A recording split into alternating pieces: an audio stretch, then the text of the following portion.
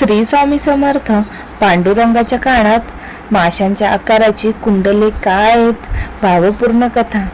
मित्रांनो, पंढरपूरला जाणारा प्रत्येक वारकरी विठ्ठलाचे दर्शन घेतो. त्याच्या सावळ्या तेजस्वी मूर्तीचे सौंदर्य डोळ्यात साठवून घेतो. पण अनेकांच्या मनात एक प्रश्न नक्की येतो, विठ्ठलाच्या कानात माशाच्या आकाराची कुंडले का आहेत? त्यामागे नेमकी कथा काय आहे? या प्रश्नाचे उत्तर देणारी एक सुंदर लोकपरंपरेतील कथा सांगितली आहे.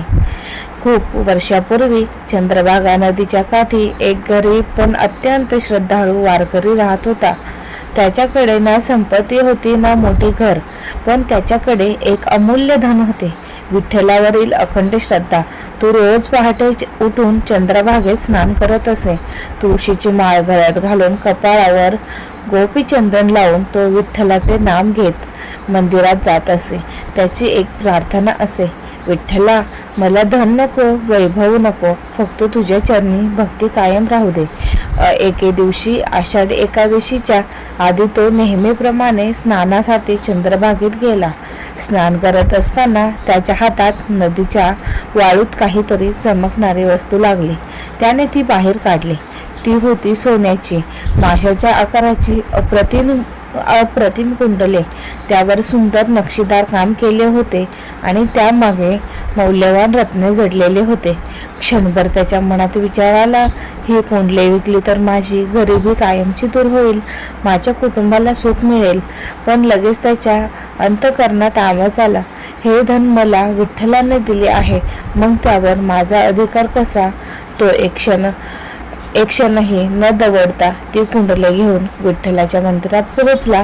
गाभाऱ्यात जाऊन त्याने अश्रूंनी भरलेल्या डोळ्यांनी विठ्ठलाच्या चरणी ती कुंडले ठेवली आणि म्हणाला, माऊली, माझ्याकडे तुला देण्यासारखे काहीच नव्हते. आज जे मिळाले तेही तुझेच आहे, म्हणून तुलाच अर्पण करतो.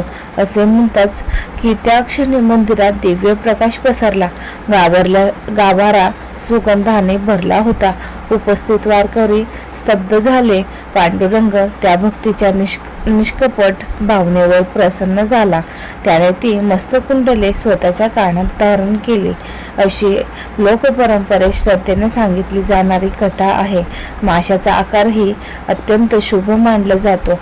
तो जीवन, समृद्धी, पवित्रता आणि ईश्वराच्या कृपेने प्रतीक मानला जातो.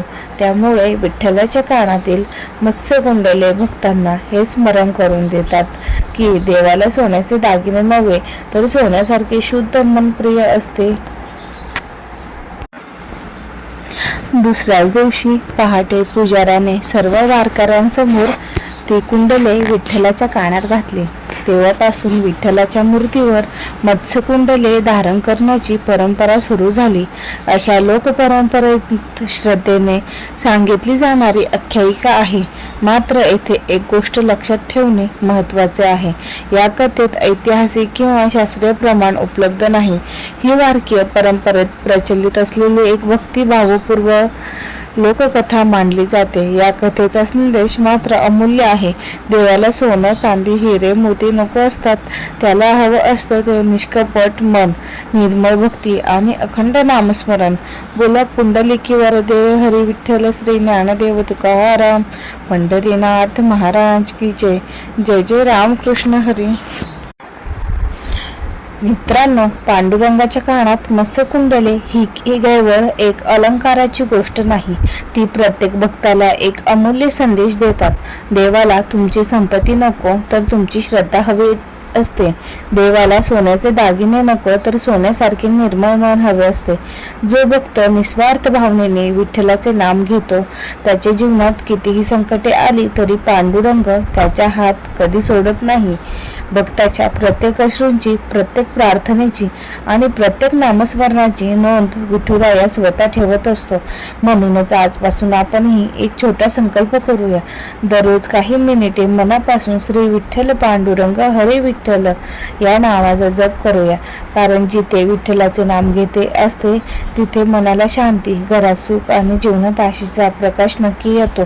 आणि मित्रांनो, तुम्हाला अशीच दुर्मिळ, प्रेरणादायी आणि भक्तिमय माहिती आवडत असेल तर हा व्हिडिओ नक्की लाईक करा, आपल्या कुटुंबीय आणि मित्रांसोबत शेअर करा आणि आमच्या चॅनलला सबस्क्राईब करून बेल आयकॉन दाबायला विसरू नका. पुढच्या व्हिडिओमध्ये आपण विठ्ठल भक्तीशी संबंधित आणखी एक अद्भुत आख्यायिका आणि तिच्या मागील आध्यात्मिक संदेशाचा शोध घेऊ.